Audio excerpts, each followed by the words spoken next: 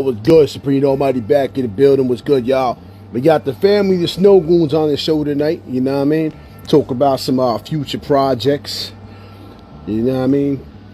Talk about stuff that's going on. Maybe some hidden secrets that we don't know about yet. That Djillegal about to drop tonight.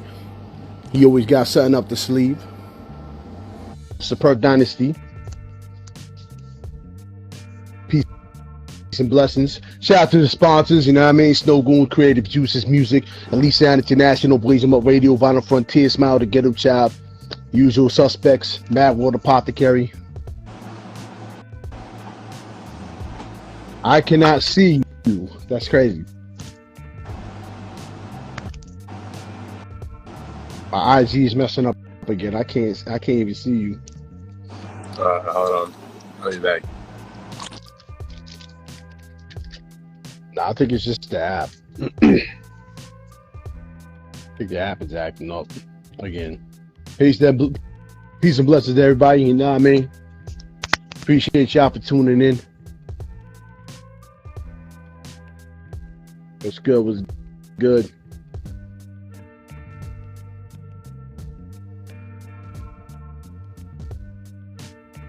You are illegal, hit the request button, fam. No doubt, no doubt. Peace, peace. There we go. Now I can see everybody. What's good? What's good? What's good? Hey, yo. I brought my son on as a special co-host. He wanted to say hi. He hasn't seen you since that one show. Word, that's what's up, yo. You got the fresh hat on and everything. Look at that. Straight up, yeah, man. Word. So what's good though, brother? It's been a minute since we got to talk. You know what I mean? Outside the text messages and shit like that. Exactly, man. Yep, it's been a long minute, and yeah, man. I mean, you know, especially today, getting off this fucking loss yesterday with the Eagles. Yo. Bro, I was like, I'm like, of all fucking teams, the Jets. I mean, I can't say no. That shit's crazy. We beat them like what in the last 2 to 3 years. We've not lost to them, and this is the first time. So that shit is kind of crazy, but. It is what it is. Yeah, I'd rather be them than the fucking Cowboys, or you know what I mean, like. Yeah, it's not the end of the world, you know. Facts. Yeah, so what's good, man? I figure we do a little Q&A for people like that might want to ask some questions. You know what I mean, that you can answer. Talk about some future projects and whatever else you might be hiding up your sleeve, because you always got plenty of ideas floating around, and you know what I mean. So I guess we start with some of the projects that's already dropped so far that you want to mention. Okay, yeah, man, definitely. So yeah, first and foremost, man, thanks for having me again, man. Like, always appreciate your time, you know. And yeah, man, it's like you said already, always it's a lot of stuff we're working on.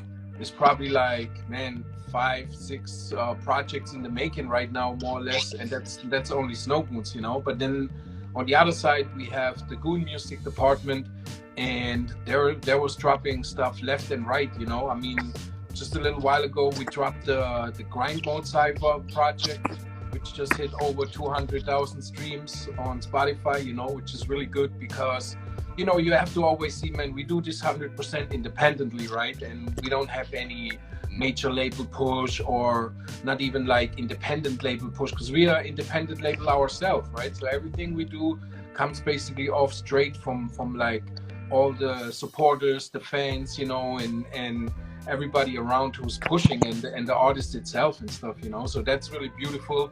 It's good to see, because, you know, at the end of the day, I care less about the numbers, but it's more really like put out quality music, and it gets around, you know. That's what it is really to me, though.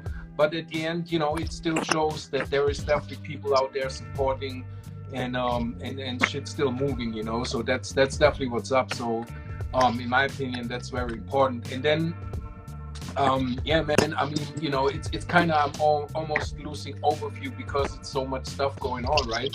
And we like literally like just like a handful of team, right, who's doing all the stuff. But yeah, then, you know, also even not too long ago, Benny Holiday dropped the project, and he's already working, of course, on new projects, you know, so there will be coming new music as well. And then like recently we also dropped the Jobs album with Machacha from Copenhagen. So Jobs is like, you know, from Brooklyn, like really on some dope underground shit basically. And we also already working on the next stuff with him basically. And then also, of course, the homie Bofet, you know, dropping new singles from the new upcoming album. And as well, Rhymestyle True from the West Coast, you know, she's super dope. And we just dropped her album now. And then, of course, leading up all the way now to the new shit. Obviously, your project with Mars One, you know, so that's something that we're gonna just start rolling out. And then of course you have always the first of the month, you know, that's dropping every first of the month. Obviously, which we just started volume 3 right now with G4 Jack. That new joint is dope, and we got the next one lined up, which is another super dope joint, which I don't want to announce right now.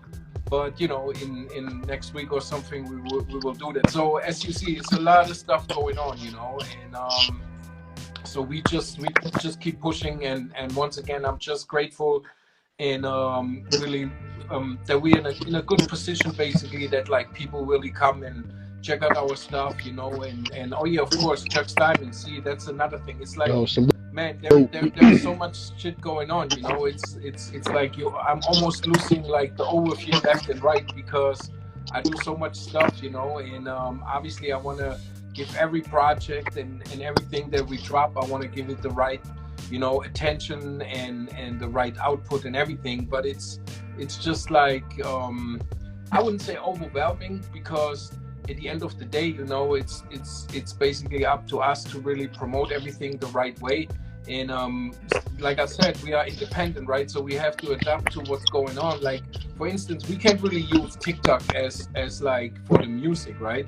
Like TikTok only, in my opinion, works for like entertainment and stuff like that. The same way Twitter works is only gossip, you know. It's only like about, obviously it's about news, but it's also about like just talking bullshit online in a way, right? So in my opinion, for the majority of musicians, that's not really working. So, you know, we got to be focused on other things like Instagram, maybe Facebook and YouTube, you know. So that's like, in my opinion, the 3 big pillars for the hip hop world that we are living in. And so I think I told you before too now, we got to switch up our thing with YouTube a little bit, because obviously YouTube is shifting also the whole purpose. Like, if you think about it, YouTube started as a music video kind of channel per se, right? Now it's like podcasts coming in and all types of stuff, you know. It's like so much content on YouTube, and I think we have to definitely reconstruct ourselves, or like rethink a little bit and think outside the box and start doing different stuff, since they rolled out the shorts, which is kind of nothing else than like on Instagram, the story or whatever, right? And then ultimately it's just a ripoff from TikTok, basically, because that's what was TikTok coming off. So it all goes in circles, and you just have to figure out always these ways. And that's why I'm also seeing it, you know, when we talked about this before about musicians, it's like, it's so easy nowadays to record something and put something out on one side, like technically, specifically, it's easy to do it. But then on the other side, it's really tough to actually find the audience and promote your stuff and find the right platform and all of that, right? Because you can be as dope as the best, whatever, rapper, producer, whatever, you have the dopest shit in your hand, but if you can't reach people, then it's almost nothing worth it, right? Like, I mean, quality always, you know, reveals itself and always keeps going. But at the end of the day, like we see with the mainstream, you know, you can even push bullshit and it's gonna get like big, you know. And so it's really also a matter of like, what's your platforms, what is your connection, you know, what is the way you can reach the people and all of this stuff. So yeah, I have talked a lot right now, but you know, that's how it's going for at the moment. Nah, it's informative though, because I feel like a lot of people only know the surface of y'all. You know what I mean? Like they don't really know what's behind the scenes and all. You know what I mean? Like this just gives people a better point of view, because you know what I mean, you guys do a lot. And at the end of the day, you are independent. You know what I mean? It's not like you guys are like pushed by all these mainstream people and all this fancy shit. Yeah, can you just mute your mic for a second? Yeah, cause yeah. So like I mean, like you said, that's why it's like I feel like what I mean. Like sometimes a lot of people get it confused because they think like, yeah, I mean, you guys are like up there. You guys are like the top ranks of a lot of things, but it's for a good reason because you guys help market those that get overlooked and those that don't get the opportunity. So it's like, with that being said, you deserve that achievement and being called that top level, top shelf. Now, the thing is, it's definitely getting more and more difficult to promote music for anybody that's under the radar, anybody that's under that 60,000, 100,000 plus followers. Right. So it is tough because YouTube is also. I was gonna ask you this question: are you guys having an issue with the whole YouTube shit? Like, you know how they're trying to like claim if it's not your music, then they try to cut you off, or they try to. Because I'm noticing a lot of that lately, where people are losing their pages, or all these things are happening because they're sampling stuff and they're trying to add it onto the YouTube. So like. That causes problems too. Yeah, TikTok, man, I always felt like it was entertainment. I didn't really think it was more of a. You really can't do much with that shit on music level because it's more so people go there just to watch it, just to stream through the reels and whatever that is. Right. So, yeah, you know, like we said before, man, we talked about Nems one time, and like he popped off on the TikTok shit, right? And like, but he even couldn't really put his like he reached really quick 1 million followers on TikTok, you know, and that was all because of like don't ever disrespect me kind of shit, right? And so he got so known over there, but then the majority didn't even know that he's a rapper actually, you know. So he couldn't really translate all the followers from TikTok directly into like his music basically, right? So that's really tough for him too in a way. And there you see it is really not easy, you know, when you're in that lane with like TikTok and stuff. But like you said, with the YouTube stuff, you know, I'm basically also on both sides of this end because I'm actually really at the moment, I gotta say, I use YouTube really a lot, right? Like to keep me updated on the sports shit, on whatever. I watch a lot of podcasts and obviously the videos, and then of course I using YouTube as well, active with the label and with the music and everything. So I'm on both sides of the end from YouTube, and I really see there is a lot of going on with YouTube. A lot is changing right now. They saying not even your subscribers matters anymore like that. Content matters, you know, stuff like that. So that's why I'm saying we have to adapt and adjust and, you know, rethinking everything, because we have a channel, the Snowgoons channel has over 200,000 subscribers, right? And we like I said too, we never ever paid anything for none of the followers or none of that shit, right? Like that's just not the way we're doing this. So we gained like obviously since 2000, I believe 9. So that's like almost 15 years now where we run this channel. So it obviously gained a lot of followers over these years, right? But we still can't really reach everybody, and that's even worse on Instagram. Like I've been kind of asked from a couple people if we bought like followers and stuff, right? Because we have like over 80,000 followers, but sometimes when you post something, you barely get even like 200 likes, you know. So that it's kind of looking crazy, but it's just basically because obviously these companies like Meta and all of these companies running these apps, they want you to, as an artist specifically, they want you to buy likes and pay for it for more views and stuff, right? So that's the way how they make money basically. That's why they limited your shit like crazy, you know. And then on top of that, we coming from Germany, it's even worse because a couple of years ago, like the whole Facebook, Instagram thing got into kind of almost a lawsuit with the German government and shit because of the privacy stuff and shit, right? So they almost kind of wanted to ban like Facebook and Instagram in a way, which they could never have done it, but it was basically a big fight for over a year. And I guess because of that, after they cleared it, like Facebook and specifically Instagram, they I wouldn't say we are shadow banned or some shit like that, but in a way we are. Like German accounts are like very limited, like in generally for the rest of the world. It's a fact, you know, you can look that up. So we coming from Germany with our Instagram and having like I would say maybe a 50% supportive fan base, followers, whatever, from the US, right? Or like at least 40% is like US. This hurts us a lot because obviously we don't really get exposed over there, right? And I'm still refusing to pay for like posts and likes and shit like that, you know, even for official. And I mean, I'm not against it. If that works for you, that's fine. But I realized we tried it 2 or 3 times a little, where we paid, you know, a couple dollars for a post to pop off more. But then after that, they limit you even more, you know, because they want you to, it's like a drug. They want you to come back. You keep going back, again and again, yeah. and you get used to it, and then you spend every month a couple of hundreds just to get your shit up, you know. And I don't want to play that game, you know.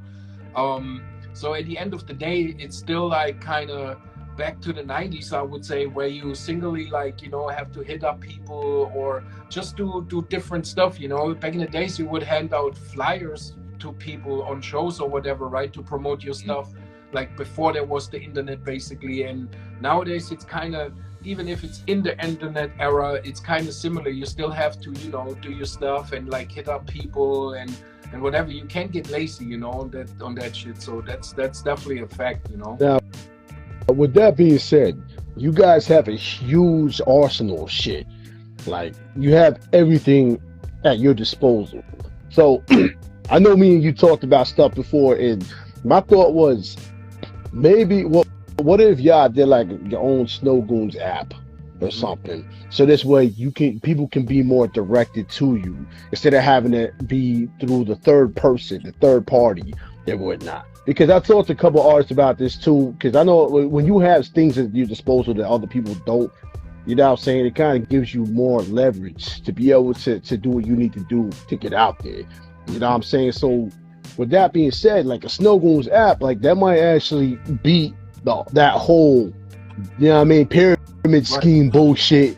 So you don't have to pay to have people to find you and direct them right to you. You could do that. People can just go right to you. You know what I mean? Because I know, like, that's crazy though. I mean, I definitely understand it though, because, you know what I mean, unfortunately for underground rappers, man, like we were like the dirt.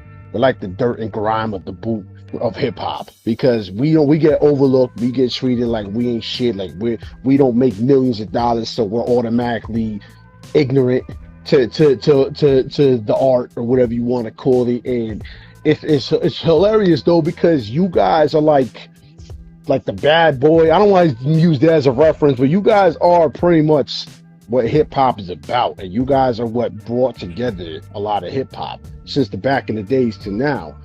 And it was kind of weird that you guys can't bypass that same shit as everybody else too.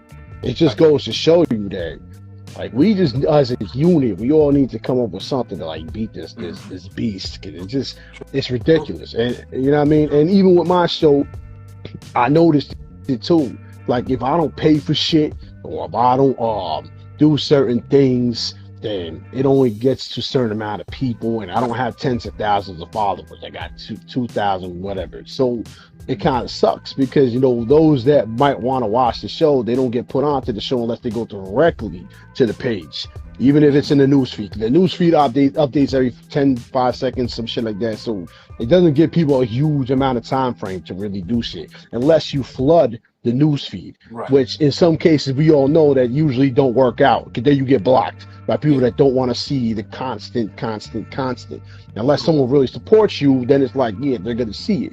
But for us, it kind of sucks. It sucks even more for y'all now that you said that, because I didn't know it was like that. Like, you know what I mean? I'm not ignorant to the scandals of Instagram and social media. It's just more so I didn't know y'all was going through all that, because it's like you guys are still very successful, even alongside that bullshit. So I'm glad you put that out there for people to see, because a lot of people automatically assume, because you guys have so many followers, that maybe you might have been doing something like that, like you were mentioning, or you might have, like, maybe you guys are just, everything comes easy to y'all, but it really don't. You guys are really busting your asses. You guys are doing, like, you just got done doing tour with Onyx. Like, you guys are constantly doing shit. So it's just a point. It just proves a point that you guys are just like everybody else.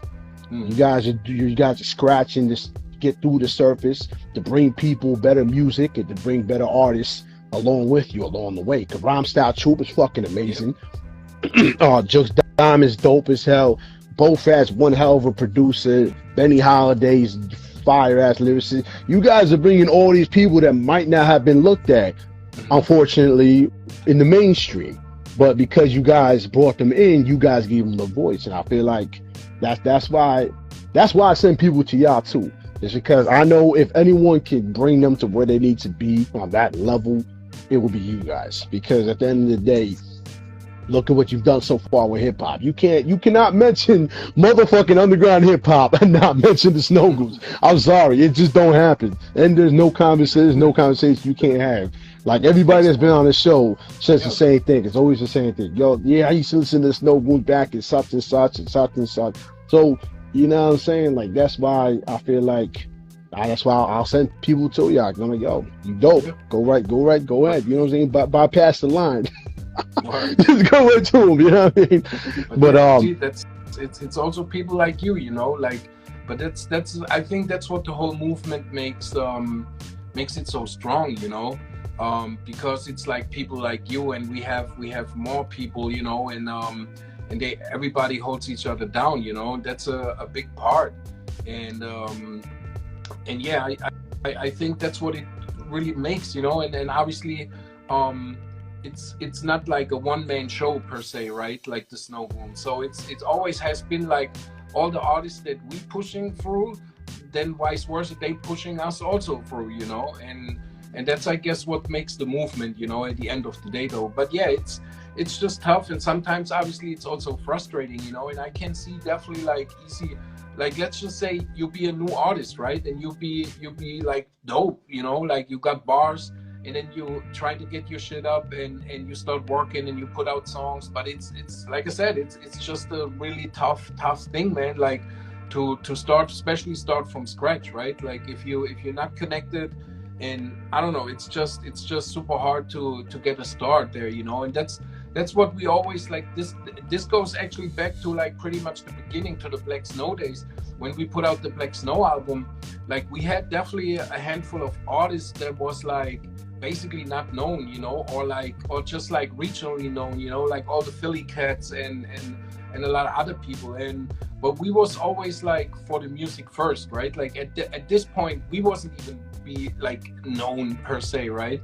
So we didn't even care. Like we was just like out for putting out dope shit. So it didn't matter to us if it's like a known name like Ill Bill or somebody, or if it's like just like some super underground rapper that barely nobody heard of, right? Like as long as you dope, we start working with y'all and we put it out, and then it became kind of like a thing, you know. Like once we continue working, and obviously the Snowgoons brand got bigger and more known and everything, and then we still try to pull up these people, you know. And I could see left and right, like with a couple handful of other artists that only was out for like working with the names, working with like just bigger dudes or whatever, and never really got back to the let's say smaller people, right?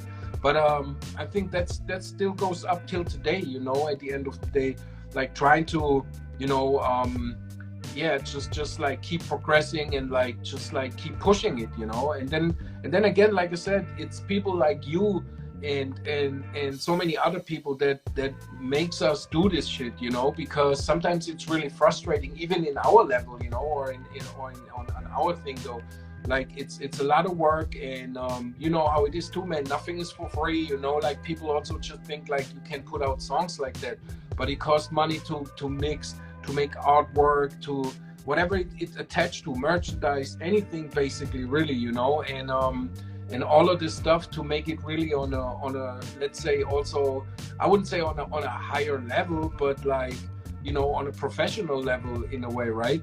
So it really takes a lot, and then also at the end of the day, man, I think my love for hip hop and everything, and the whole crew, like the way we love hip hop, makes us go still, you know. It doesn't matter actually, to be honest, because at the end of the day, we not make this for the money.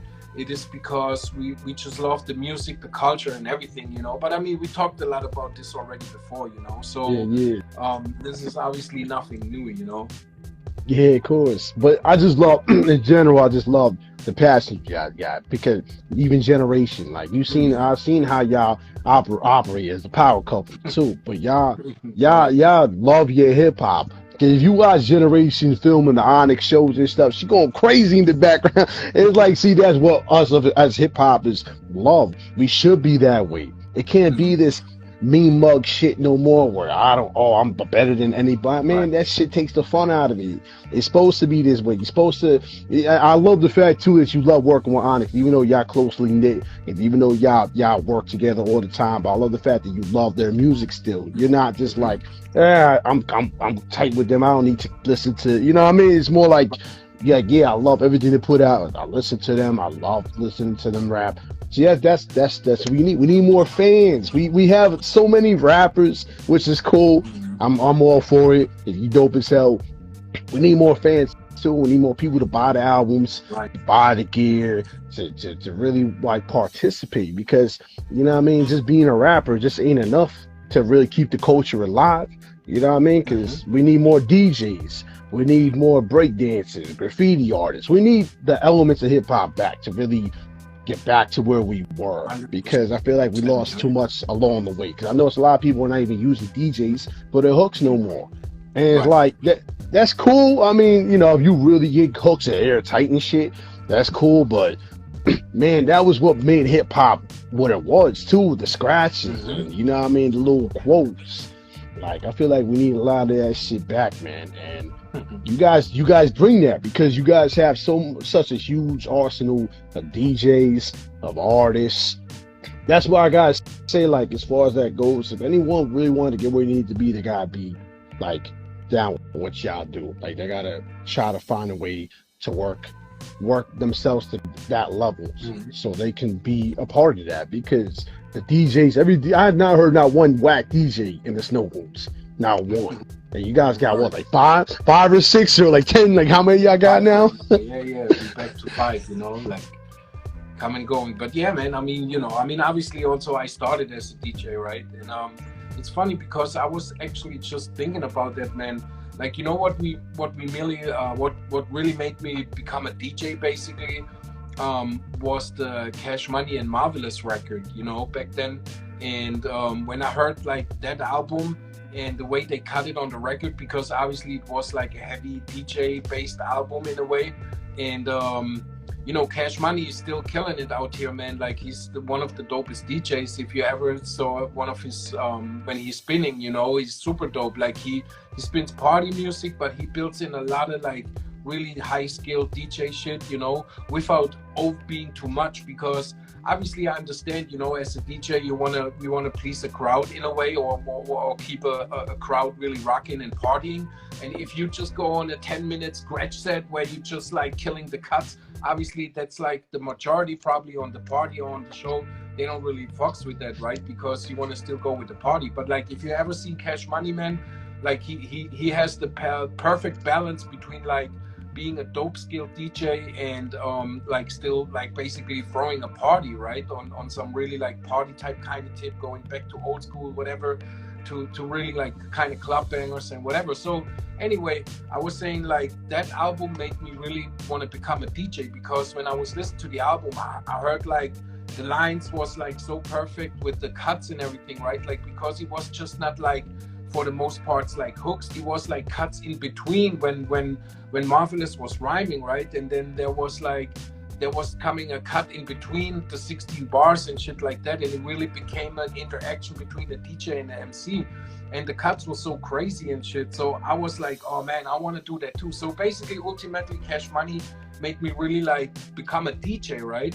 And now thinking back, man, like obviously I'm very Philly based, when it comes not only to the Eagles, like just in general with the music, man. Like if you look at it, we're working close since the first album with a lot of Philly cats, and it got even more over the years, especially with Reef. And man, there are so many Philly cats that we down with, and I just love Philly as the city. And then I just realized a couple days ago when I was about to do a post, which I will still do with the Cash Money record, right?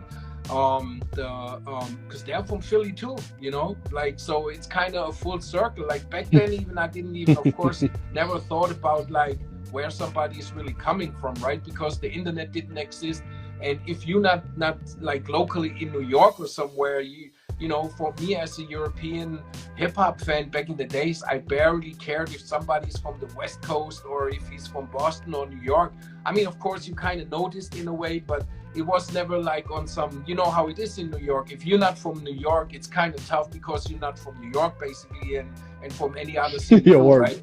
But you know, back then, man, this didn't even bother us, or it was not like something we would put in accounting, because we just went with the music and whatever was dope and shit. So, but yeah, you know, but yeah, I realized, man, it came full circle back to like Philly in a way, and then, you know, history-wise, I think we talked about it too, because actually Philly was founded by German families, you know. Because that's Germantown, like the old center. That was basically, Philly was literally founded by German families that went to the US, you know, and so even the city was named after the boat, the Philharmonica. That was the name of the boat, and that's how Philadelphia, the name was coming. That's why also, you know, Yuengling, the beer brand from Philly, Yuengling. That's like the oldest beer in the US, and it's technically founded by Germans. Like that's why it's called Jüngling, which means like a young guy, basically translated in German. It's technically a German word, you know. So that's crazy. Yeah. So Philly has a lot of like German history, right? And I think I told you before, I had this. So these families that used to go to the US and founded Philly. They was like 13 families, right? And we called also the original 13, basically. And that was once an idea I had, like maybe around 2010 or something. I wanted to do this project called Original 13, and there's supposed to be like 13 joints on it, all produced by us with like 13 different Philly artists, you know. But for some reason, it just never came together really, because, you know, at the time we was working on so much other stuff, and, you know, and but it was an idea that I had on the board, and, you know, and so yeah, that's always like that Philly connection that we had, you know. It's never too late. It's never too late. Technically, so, yeah. I mean, yeah, I seen how inspired you are by it. You know what I'm saying? You definitely look like you excited about it. So I mean, when you get some time, man, I think you definitely should work on that, because it sounds like a dope idea, man. And every Philly cat I've ever heard rap is fucking on point. So to have a Snowgoons all Philly artist trap will be fucking, I mean, album or whatever will be fucking fire. Like, I think you should go for that, man, when you got the opportunity. I know you're crazy busy though, right. But hey, an hour a day, you know what I mean? An hour a day, make it work. Yeah, you know what I'm saying? But actually, I can tell we actually working on something right now, which I don't want to go to, you know, but it's definitely in the AOTP realm, to say the least, you know. So there will be something coming, and yeah, actually, I'm flying this Friday back to Philly, and I'm gonna be there for the next 10 days, from the 20th to the 30th of October. So yeah, you know, it's a lot of stuff going down, man. That's and crazy. I'm looking forward to, you know, first flying into New York, probably see some of the New York family, and then go down to Philly, and then actually going down to North Carolina, because Benny Holiday set up a festival. So I'm going out there, do some shows, and, you know, yeah, man, I got to see my man Sean Strange right there in the chat. That's always like, you know, the main family going in New York, you know. So yeah, man, definitely looking forward to this Friday, coming back to the US. No doubt. So y'all figure we ask some questions to see if you know what I mean, if anybody wants to interact and whatnot. Anybody got any questions for Illegal or the Snowgoons in general? We're here to answer some of those before we move any further real quick, because a lot to talk about. You just dropped a lot. You just dropped a lot though. I'm not gonna front, but yeah, if anybody got any questions to ask, you know what I'm saying. Pomoni But gang, yeah, man. Sean already know. That's definitely probably my first thing to do in New York. Go to Pomoni, get that pizza. Word. Yeah, man. Vibe with the virus, man. yeah, I don't know where to start and where to end, man, with this guy. But I can tell you there is some unreleased joints still out there from Viral, and my homie Hap G is sitting on a couple joints from Philly, a producer, you know, dope producer who produced a lot for Reef. And Caliph now told me that like they have still a couple unreleased joints, you know. So hopefully we will manage to, you know, bring that to life soon. Cause yeah, man, Viral was definitely gifted, man. Like he, you know, it's I don't know, man. I just remember first time hearing like Viral, and I was like, man, shit, like we have to work with this dude. And then the first joint we did, the Starlight joint, is now considered a Snowgoons classic, you know. So it speaks for itself, man. Yeah. For sure. Starlight, man, Starlight. I think Starlight's probably one of the first joints I heard from y'all that really, like, you know what I mean, kind of drawing me in, because the production is just very in depth to me. Like it kind of hits your heart a little bit for some reason. Like, you know what I mean? I always loved the vocals, like the sped up vocals and shit like that. So it was like an automatic gem to me. But then what Viral was rapping about, like, it was just fucking real deep, some real street shit. So I could relate to it. And I was like, yo, this is all right, cool. You know what I mean? I was like, yo, I didn't know this existed. And it kind of brought me to y'all. And then I started listening to the other project and other songs, because back then I was heavy on the Nas. I was real stuck in the Nas rabbit hole. Like I couldn't get out the Nas rap, the fucking Queensbridge shit. So, but yeah, Viral was he was a beast, man. Like, yeah. R.I.P. to him and shit. Let me see. Someone got a question.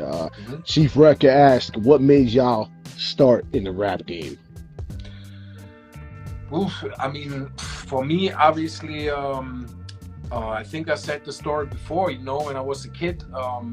Obviously, we're talking here about like even probably late 80s, early 90s.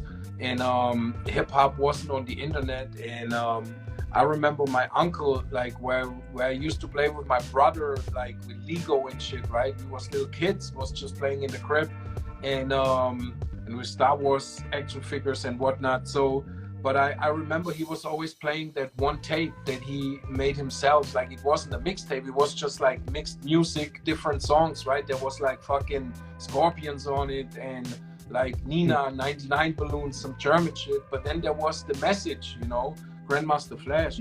And I just remember, man, like being a kid and not even really know about music like that there is genres and all of this shit, right? Like just like listening to random music.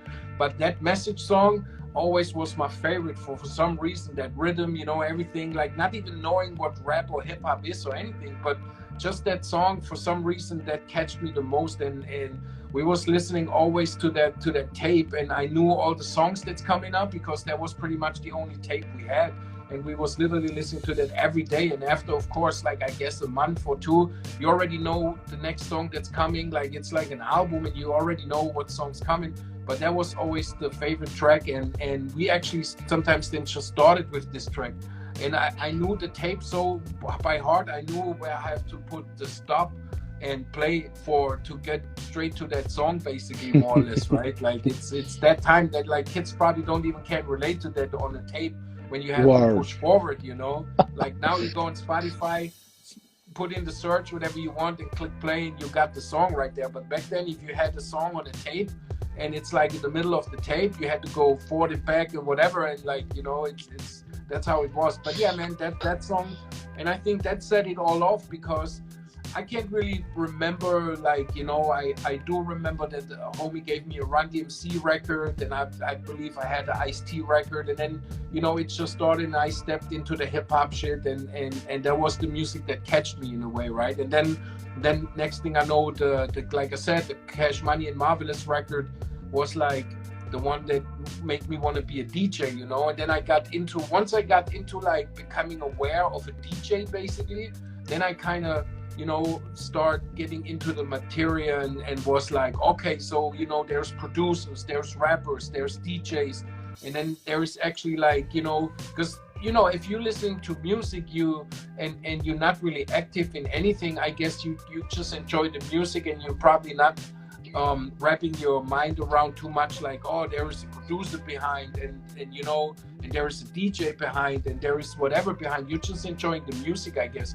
But especially as a DJ, I think you'll be very specific into details, you know, like it's also, I wouldn't say automatic, but for a lot of DJs, it's natural to go into like producing, because you already, when you DJ, you're into like drum patterns and stuff like that, right? Because you're mixing records together. So the next step is automatically producing. So it's very close, you know? So yeah, once again, it started all with the message from Melly Mel, you know, Grandmaster Flash. So it was literally a message to me, I guess. Yo, that sound he made though, it was always like, hurrah! It's like, yo, you know what I mean? Like when he went to West Beach Street, that shit always had me hype every time I listened to that shit. Right, but yeah, the message. The message was like, yeah, that shit, like, it was just the way he rapped too, man. It was very like, you know what I mean? He was very, I don't want, like, confident. And he was very, he was somewhat intelligent to what was going on even back then. He was woke. So, you know what I mean? It was one hell of a record. I think he probably didn't even get the same kind of respect and love back then that it does now, because it was such a heavy record. You know what I mean? A lot of people back then just wanted to break dance and just wanted to just jam. But to listen to that back then, I wonder what people were thinking. Like, this is too woke for me. I don't want to listen to this. I want to listen to that. You know what I'm saying? So it's crazy. It's crazy. I'm glad you said that record though. Like, Rapper's Delight was my shit. Like, every time that popped on, I had to like pop and lock or some shit. That shit, that beat was funky as hell. You know what I'm saying? Somebody asked a question about the Merc. What was said? Hold on, let me go back real quick. I think it was Wolf. Wolf says some shit. Let me see. Oh, Wolf Mortem said, is there a way to order Merc that isn't an international purchase? He said somehow his bank is giving him a hard time, I guess, trying to buy off your website from Germany. I'm not too much into the details, but I think definitely you can check out on the website, you know, with PayPal and credit card and even bank wire, I guess. So there's pretty much every payment form, you know, you want, you can cop off the website. And there is also, to my knowledge, there is no country limited anymore, man. Like during the Corona days, there was like a lot of countries that you couldn't basically deliver because of the postal service, you know, they shut down like whole countries. So that was the issue, but to my knowledge, everything should be available everywhere in the world. There's not a country that's blocked or not deliverable, because I see that always when they post something on Goons Gear, and then a lot of people is like, oh, do you ship to wherever they are from? But like, yo, it's like, there is no limitation. Shipping is worldwide, you know. It even says in the post, shipping worldwide, and then the question comes like, yo, do you ship here and there?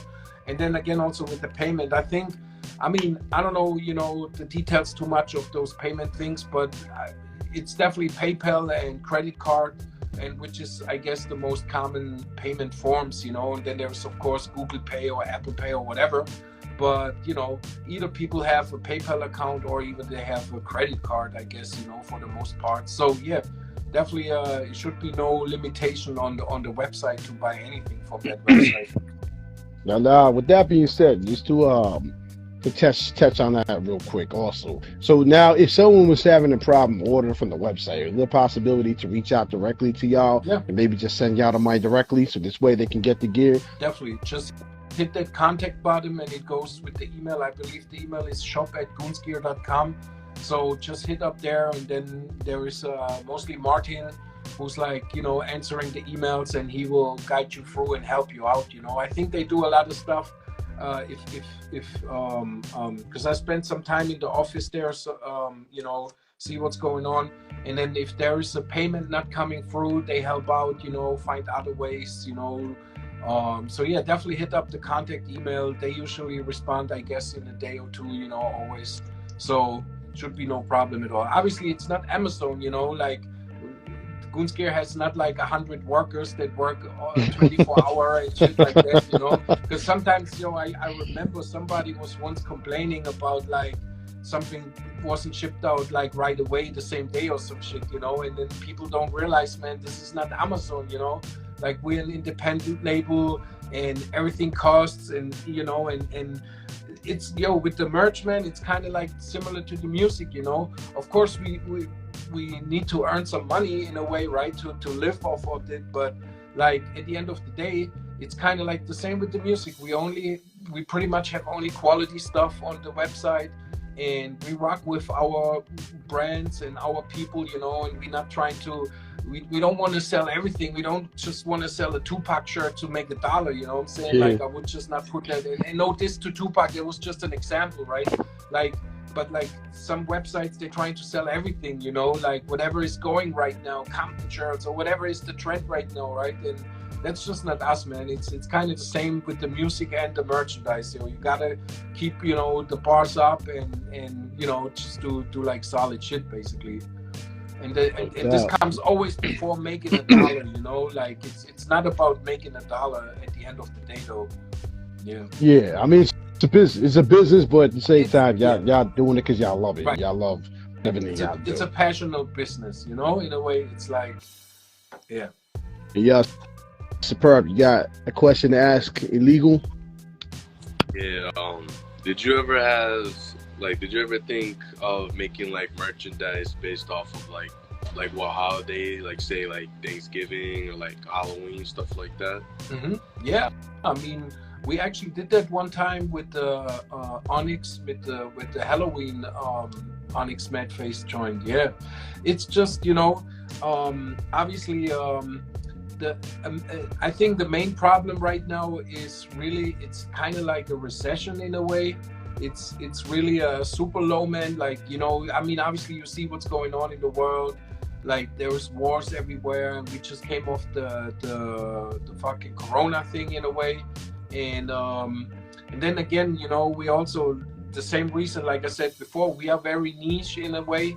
So we just serve a certain like audience, I would say, right? So, you know, it's like I said, I don't want to put like Tupac shirts and whatever is just going right now and just trying to make $1. So I rather we have like a very selected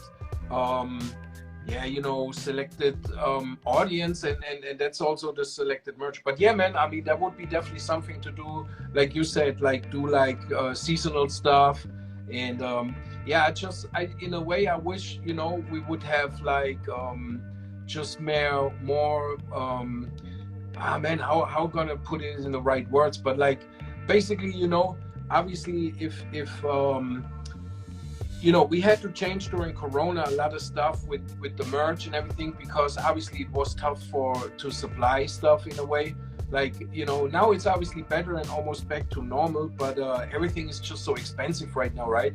And like, real talk, man, like buying a vinyl record nowadays, it's luxury in a way, right? Like nobody got really money, and if you're a fan of something or whatever, we appreciate everybody, you know, investing and still collecting like vinyl and stuff. But to keep it really a buck, like you see what's going on, like I don't know if you know Tough Kong Records, that's like Italy, they're from Italy, and they're like one of the, basically I would say they're similar to like Fat Beats or Ghetto Down, you know, like they're really a big distributor here in Europe, and they do a lot of exclusive vinyl for, you know, from Terminology, Static Selector, like man, I don't even know, Crime Apple, like even like Griselda guys, Benny the Butcher, they put out a lot of dope projects, you know, and they had exclusive stuff with Ill Bill, and like, you know, they're really doing it big basically.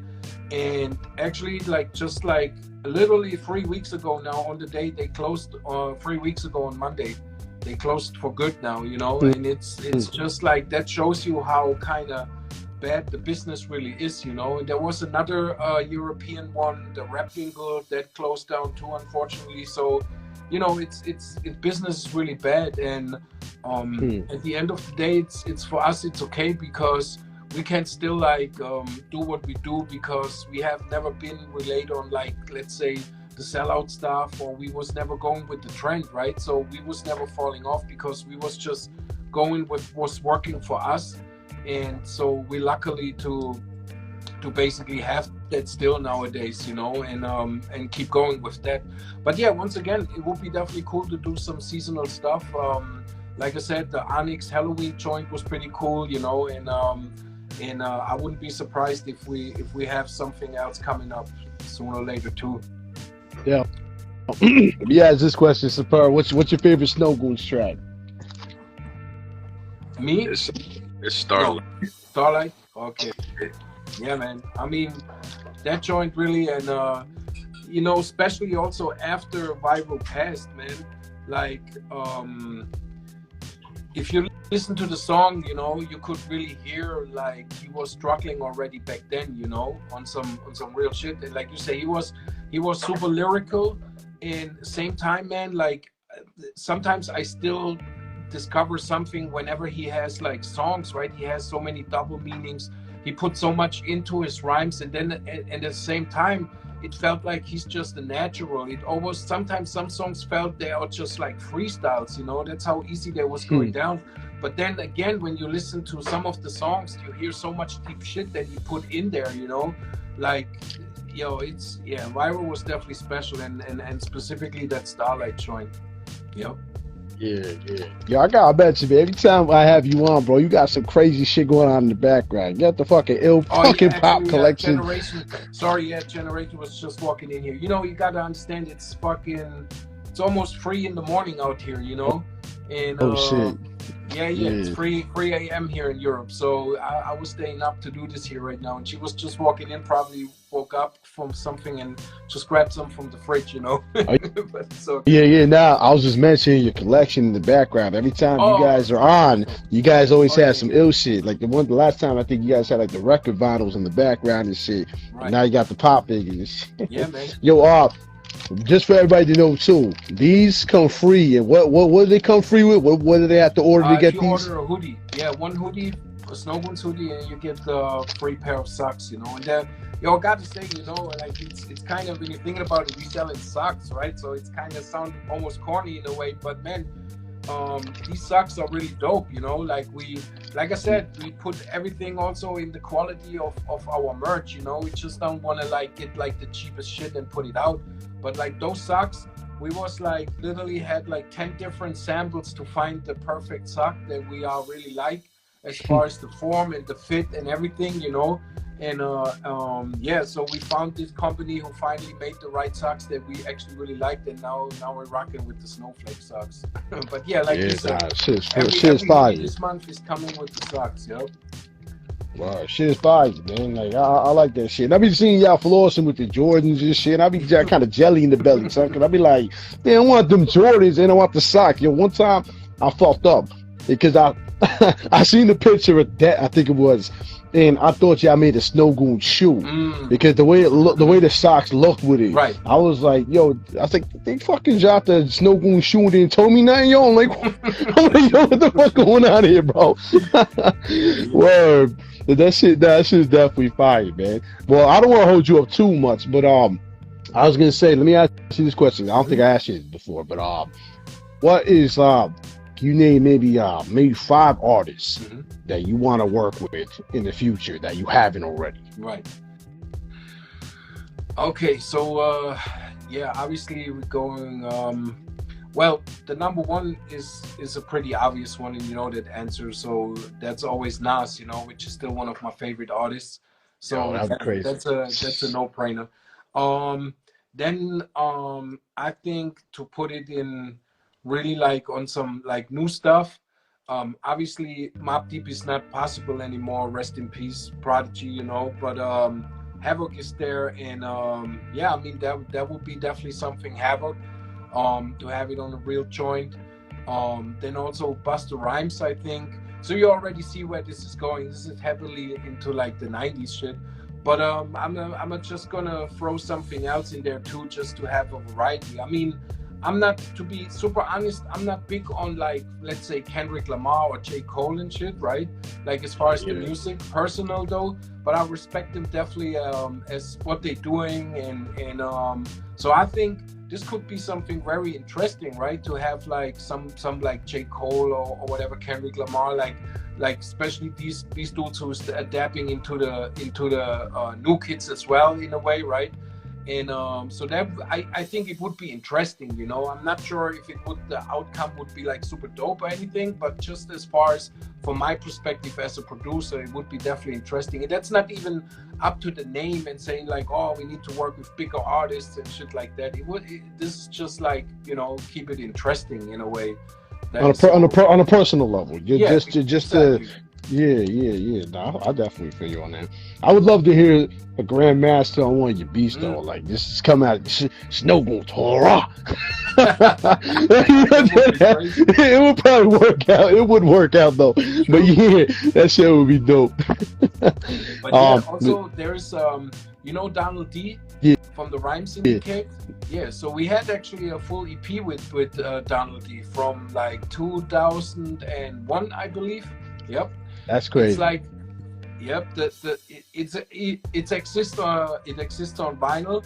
I believe CD too, but it was never re-released digitally because it was coming out in like 2001, and at the time that was just the switch when it, you know, went from like being like a real record to like the digital era, right?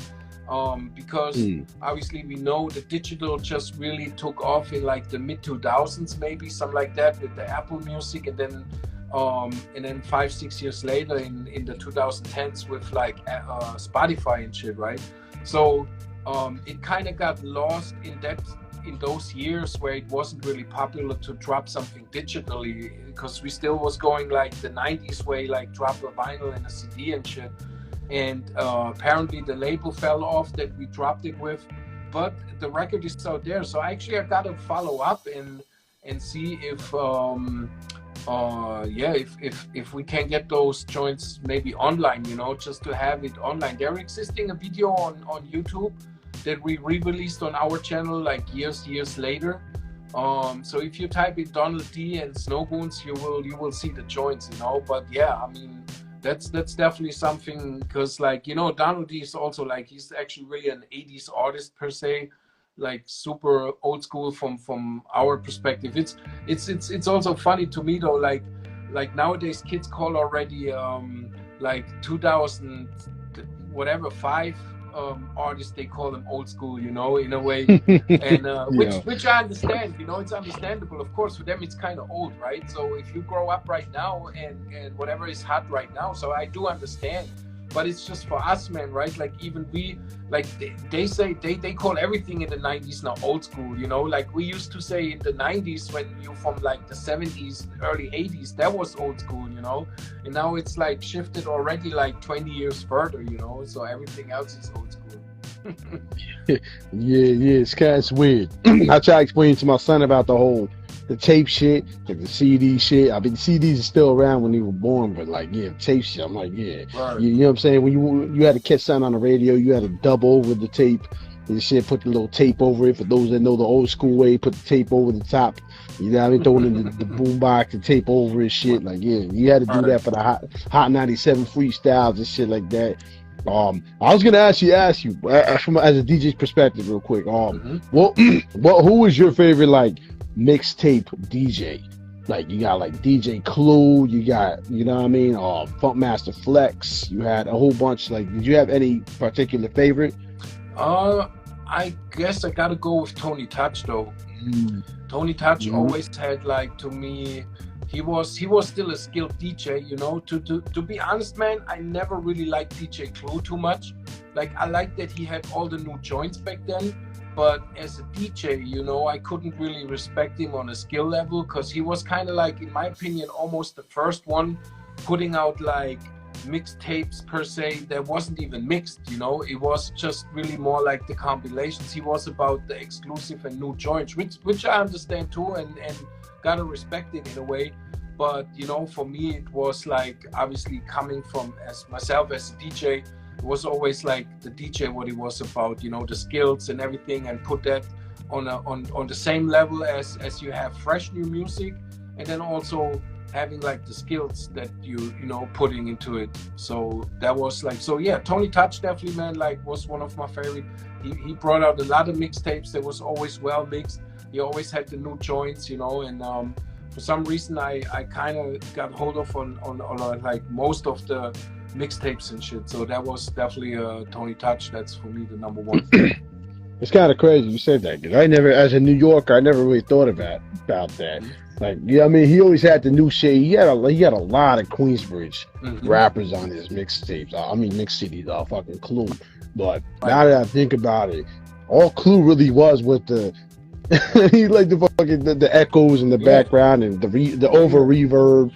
So yeah, it's funny because Tony Touch did do like mad crazy scratches on his albums, and he also rhymed over his shit too, which was just crazy because you know, I mean, DJ rapping over their own shit back then was like, so it's it's crazy. But I see what you're saying now, but I don't know. Funk Flex, man, he had some shit. I can't say about now though, because now it's like, I don't. Now it's a different one. But yeah, back then in the 90s, man, Funk Flex was definitely also the shit. He was definitely there, and obviously he was the most known at the time, basically, you know. Then like stepping up to Hot 97 and shit.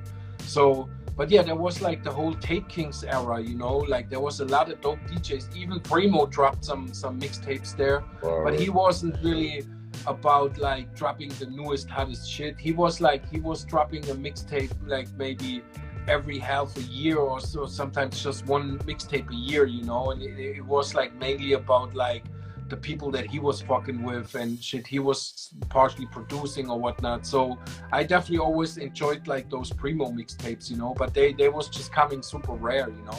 But then Tony Touch, once again, I think it's also, he had a lot of output. He had like the R&B joints, he had the B-boy joints, then he had his regular joints, then he had the 50 MCs joints, you know, where he just like had like straight the freestyle shits and stuff. So he had a lot of the serious and a lot of shit. I think he did even house mixtapes and everything. Like and like before reggaeton, he did like reggae tapes and all of this shit, you know. So he had like, man, he had 6-7 different like mixtape series, and on some of them he was like, oh, I think on his regular mixtape, the Tony Touch tape mixtapes, he was over 100, I believe, already, you know, at the time. Then like he had so many mixtapes, man. So yeah, still like to me, Tony Touch is definitely one of the mixtape kings in my opinion. That's it, yo. He's a fucking beast. Yo, I had to ask you one more question, bro. I'm sorry. I don't want to hold you up, but it's just, it's you know what I mean? There's so much shit that flies around on the internet and shit like that. It's like it's hard to keep up with so much shit. But like, I wanted to ask you, what's your thoughts on artists recycling dead artists' verses? Like, or, you know what I mean, kind of trying to utilize them to gain clout because that artist just recently passed away or something like that. Like, what's your thoughts on that? Oh, well, you know, I mean, it's, yeah, you know, to my opinion, I mean, you know, we old school, I guess, you know, and so all that kind of stuff is like, in a way, it's biting or however you want to call it, right? And it's like, and I do understand, like we said before, for a new artist, it's definitely tough, right? To get out there and make a name for yourself and even a platform. And I guess this is something maybe that people using now also to, you know, to gain that attention, right? Like, especially if you're already in a bigger spotlight per se, right? Like, I do remember even people were saying crazy shit about like whatever Tupac and Nas or whatever, they've been overrated or something, right? And I mean, look, I'm myself, I'm not even a Tupac fan or something, but man, you gotta give the man credit, you know, like he's definitely a legend and he did legendary shit. So, you know, like coming out there and saying some shit like that his shit wasn't relevant or whatever is just crazy, you know, in a way. And then also it's like, I think that blends also in, that's kind of probably the same artist that like going out on a live show and then rhyming over their whole track with the vocals on it and shit, you know. That's probably the same kind of people, you know, if you ask me. Word. Yeah. And I mean, I'm glad you said it's kind of a lot right now, you know, because we knew this is famous in the mainstream. This has been going on forever in the mainstream on TV shows or whatever, and I kind of understand it on a mainstream level, right? Like, but to, you know, like do this on an underground level where you be on an underground hip-hop show and you just completely rhyming over your own vocals and shit, you know, it's definitely kind of weak as an MC. So this is kind of like the same caliber in my opinion, you know. I mean, I feel like someone typed down there, what was that? It's Marlon. I think that's what it is. It's right. Like I feel like now here's my thing about that. I feel like if you personally knew the artist and you were friends with them, like you have that kind of family attachment, I feel like putting a verse out of theirs, different.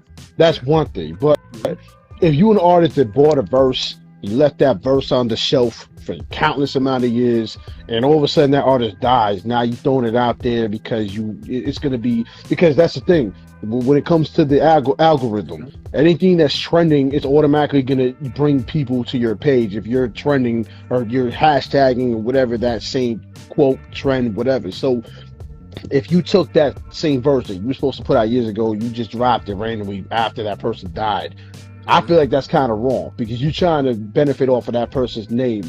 And like now, if you were using that money, like say if you sold it as a single, using that money to get back to the family, that's one thing. That's a whole nother thing. But if you just doing that just to get clout, like, yeah, I got a verse with, such and such, and I never put it out, it's like, it's kind of shady because it's like, well, why didn't you put it out years ago? Why did you wait till now? Right. You know what I mean? But if you cool with the person, it's kind of a different situation because you kind of bringing their versus knowing her before to the light so people could know exactly how dope they are. So I do agree with what that guy said down there.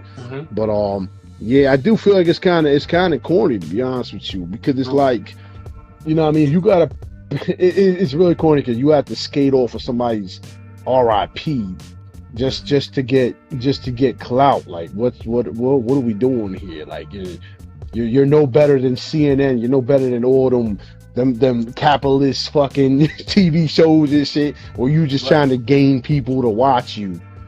You know what I mean? Like shit, it makes no fucking sense. Like, you know what I'm saying? So I just figure I want to ask your opinion on that because you guys, I know you guys in general work with so many artists, and some of them have passed away, some of them are still alive. So it's like, I figure I wanted to ask, because that's the thing about y'all too that people don't understand. It. Y'all build friendships. I don't think really people understand y'all like that. One day maybe they will, to give y'all the respect, but you guys build friendship. You guys don't just bring people into business with you and that's only about the money. You guys make friends out of people, family out of people, and if you was to resurface somebody's verse that may not have been used, it would be different for y'all because y'all was close knit to those people. So now there's other people though, like what the fuck, like come on bro, like you spent $200 on a verse and you just throwing it out there now, like that shit don't make no fucking sense, man. Like I mean, I definitely agree with that, what you said though. But I just figured I'd ask because I know you guys work with so many people. Like, man, I can't even mention all the artists y'all work with. Like, yeah, it would be, I guess we have to make a list one day to see how many artists it is already, man. Like, it's you're gonna need like 10 notebooks. You're gonna need like 10 notebooks. You're gonna need a fucking binder and shit, like a whole archive, a whole fucking file drawer or some shit. That's just good. But yeah, I definitely feel. But yeah, I don't want to hold you up because I was mad laid out there and shit. You know what I'm saying? Tell Generation my apologies for holding you hostage and shit. Till late in the night and shit. Good, brother, Don't worry, man. It's always cool to join you. Somebody I see right here is Apathy Gang or Nah. Yeah, of course, man. Apathy is the brother. We actually also working on some new shit right now. So, that's, yeah, man. It's, I think I'm going to do it one day if I have time and like do a list with all the artists that we have worked with, It must have been probably 500 or something. I don't know. It's crazy. I do remember on the Snowgoons Dynasty album, we had already, I believe it was 72 artists or something on that album alone. 72 different artists.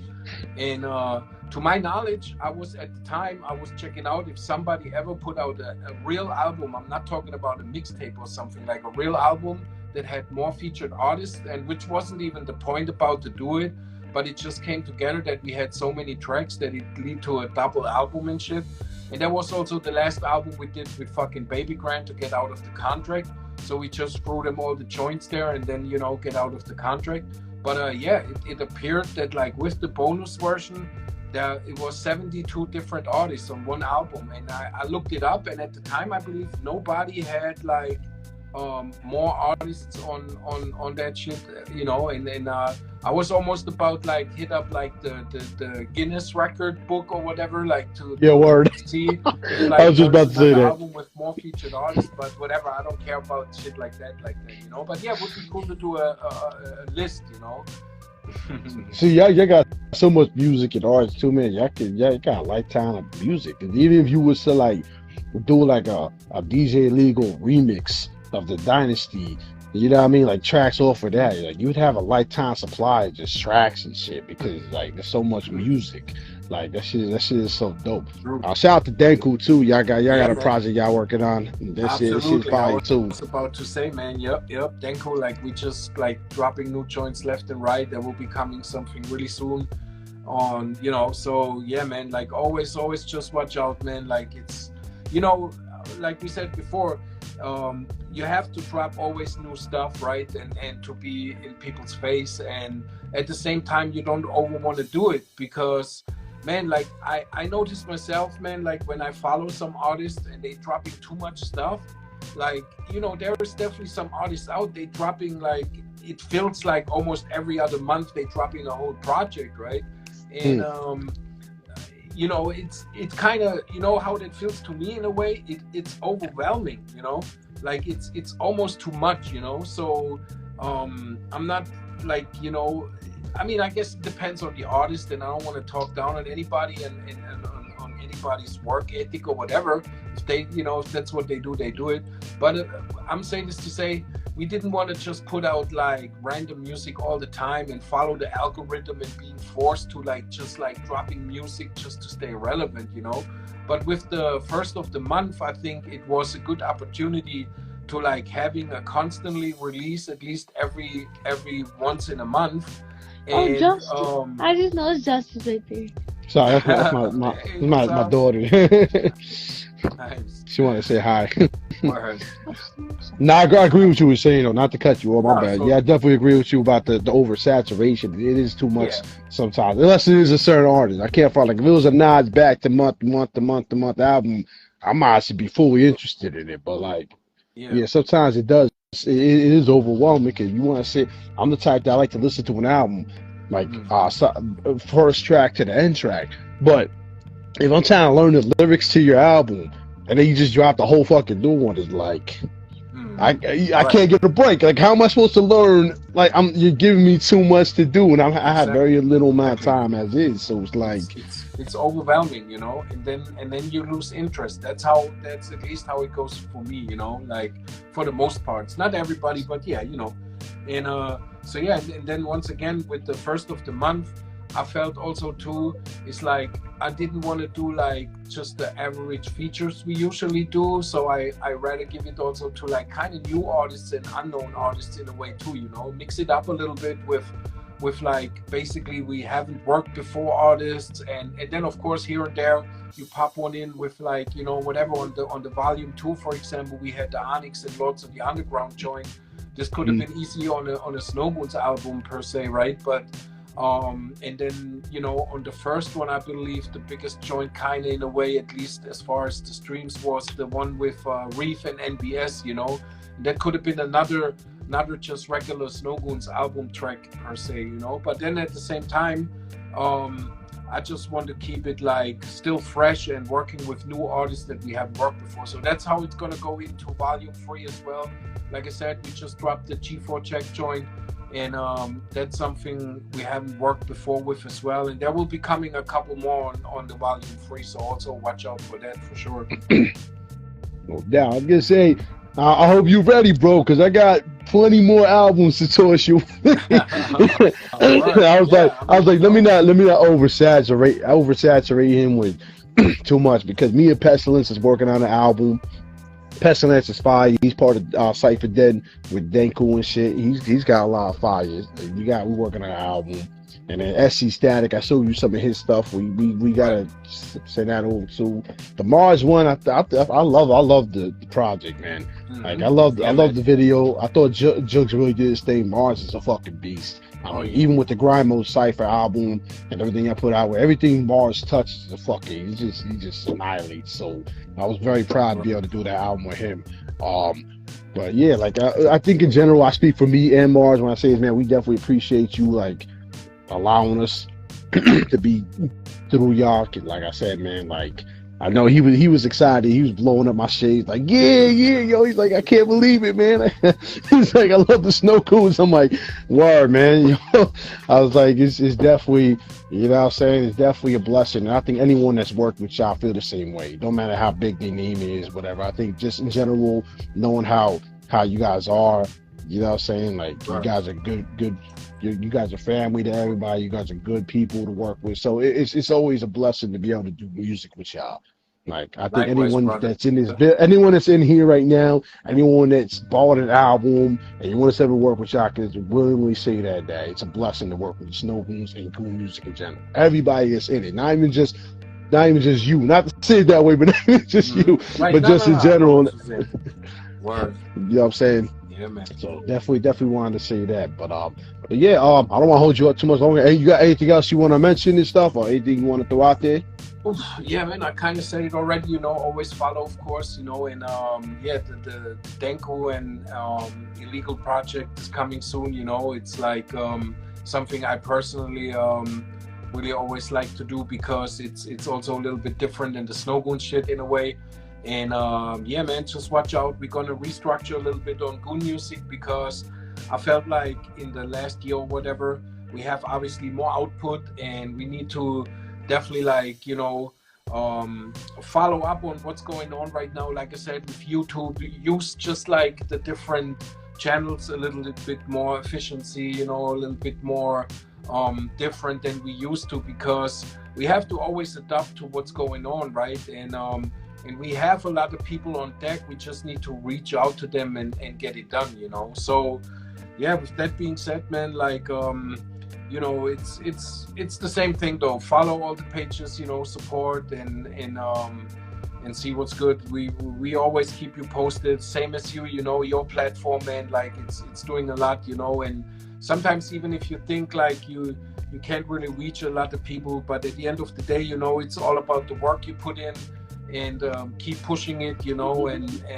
at the end of the day you will see the light, you know, and that's how it is, man. So I mean, thankfully I got a lot of good people to push me, a lot of good people behind me, you know what I mean? Like y'all's family, so you know what I mean, y'all constantly support me. Like that's the type of shit that we all need. It's those that are constantly supporting you and don't have to be told to. Like, I know it's hard to say that, because all support is good support, but if you're kind of forcing people to support you, it gives it a little bitterness to the law, because it's like, you know, you want people to naturally want to like gravitate towards you and naturally want to support you. So that's what I love about y'all. Y'all do that, and everyone else that's holding me down, it's the same way. So that's all we need. Everybody needs to just push each other. You know what I'm saying? Like, stop with the bullshit. Yep. Stop with the bullshit. Too much egos. It's unnecessary. It kills the music. It really does. It kills the music, man. Like, I know we all business at the end of the day, but you know what I mean? We can add the fun in. It makes the business so much better when you add the fun into it. So, you know what I mean? Nah, 100%. Man, yep. And then also, once again, I want to give a shout out, you know, to the whole Snowgoons crew, man. Signature, that Gunner, and the Snowgoons DJs, you know, TMB, DJ Trey, The Natic, Crip, 6K, you know. It's like, obviously my face is mainly there, but you know, everybody behind the scene puts in the work, you know, and I don't want to take the credits or anything, you know. So it's always a team effort, I would say, you know. And there is happening a lot of shit background that is not always on the forefront, that people don't see, and so that's why I'm gotta mention all these names, you know. And once again, people like you and everybody, AP Rock, man, it's like, you know, it's a lot of people on here that keep pushing, and that's a beautiful thing, you know. So that's why we're fortunate to be still here today, basically. You already know, man. You already know, bro. Like that's what I was telling you before. You welcome on the show whenever you want, man. 'Cause this ain't even just my show. This ain't even my name might be in the title, which I kind of disagreed about doing in the first place because I'm not one for myself. But I guess I just came off the tongue, so I said it. But like, yo, y'all all are the show. You know what I mean? Snowgoons, Creative Uses, everybody that sponsors the show, y'all. This show is also y'all. So that's why anytime y'all can come on, anytime, anywhere I can help y'all. That's what it's all about. You know what I mean? We all fam, so you know what I'm saying? You can hop in. I can be randomly interviewing somebody. You can hop in if you want. Be like Djillegal has entered the building. It's like, all right, cool. Whatever. Word, man. I appreciate your fam. That's no doubt, but yeah, I appreciate you staying up late too, bro. You know what I mean? Hopefully we get this next win with the Eagles. You know what I'm saying? I'm hoping because I mean we're doing good though. I mean one loss, it is what it is. But we're gonna keep it pushing. You know how that go. 100%, man. Fly Eagles fly. You know, and it's crazy for me because I'm on Sunday. I'm gonna be in Philly at the Link. You know, watching the Miami game. So, oh shit. Yeah, it's a Cali Green game. You know, so it's gonna be extra crazy. So definitely excited for that, man. Like. It's gonna be crazy. No doubt. But yo, much love. We chop it up after this. Tell Generation I said what's up. You know what I mean? Tell the whole Snowgoons family I said what's up. You know what I'm saying? And we do this again soon. You know what I mean? Because y'all got so much shit dropping. It's like it's hard to put it all into one show. So you know what I mean? Always gotta extend. You know what I mean? That's to be continued. Word. But much love, yo, and yo, I'll check you soon. Definitely, man. Salute, brother. All right, brother. Y'all. Peace. Safe. Both of y'all. Yeah, you know what I'm saying? Now, that was the Snowgoons. Djillegal represent for the Snowgoons. Shout out to everybody in the Snowgoons family. I know a lot of people don't know everybody in the Snowgoons, but it isn't just illegal for those that don't know that. It's Det Gunner, Det Keller, Generation, Sick Nature, TMB, Crypt. You know what I'm saying? Like, there's so many people in the Snowgoons. So it's like just for y'all to know for a little info. You know what I mean? But yeah, there is a lot behind the scenes stuff that they all do. They all work together as a team. It's not just one person. It's a unit. Just so that y'all all know that. Like he said. Once again, I want to thank my son, SupremeDaalmighty, for being on here. You know what I mean? To be the co-host. Even though he's very quiet, but you know, he was in the background supporting me. I appreciate it. You know, of course, my daughter, she fell asleep. That's cool though. Anyways, much love to y'all. You know what I mean? Shout out again, once again, to the sponsors. You know what I mean? Snowgoons, Creative Juices Music, Elite Sound International, Blaze 'em Up Radio, Vinyl Frontier, Smile the Ghetto Child, and of course, the family Mad World Apothecary. Make sure to hit him up and follow him if you need any type of graphics, you need merchandise done. He does it all, man, and he will do it for a really good price. You know what I mean? He won't rip you off like these other websites, you know, that bullshit. So definitely hit him up. Shout out to the homie Pestilence. Me and him is working currently on the album. It sounded real fucking good. I'm pretty sure those that caught his recent performance with Denku, he performed one of the beats off of the album. You know what I'm saying? It's definitely dope. We got a Mars 1 album dropping soon. We got the video off of that featuring Jokes Diamonds on the goonmusick page. Check that out. Man, so much to talk about. Shout out to SC Static. We got the Dynasty Brothers and SC Static album that we're working on. We're gonna try to. I'm gonna send that to Illegal and shit. Skangsta Rap Martyr album is dropping the 20th of this month. Shout out to him. Yo, AdWords, peace to everybody that's been tuned in this whole time. We appreciate y'all. I know we was just talking our shit, and you know what I mean. But you know how it go when it's a Snowgoon show, man. We just talking shit. But much love to everybody, man. Once again, I appreciate all y'all supporting the show. You know what I'm saying? Like I said before, y'all ain't gotta fuck with me, but you did. So I appreciate it, because there's plenty of other shows you could have went to. Y'all could have took your ass to sleep instead of, you know what I mean? You could have went to the bar. You could have did whatever fuck you went to the strip club, but y'all here with me, and we appreciate that. So much love, though. Make sure to follow me. Follow my son, SupremeDynasty, down there somewhere. Like, you know what I mean? In the little box. Follow him. Follow the Snowgoons, of course. Follow everybody in the Snowgoons. You know what I mean? Every time you see me tag somebody, like from the Snowgoons, or tag anybody I tag for the most part, make sure to follow them because they're all part of my family, all part of my, you know what I mean? Those are my people. So make sure to follow them too. Much love though, and I'll check out next show. Make sure to check us out, me and Jice, the Supreme and Jice show, episode 4 next Monday. But much love, yo. Peace and blessings.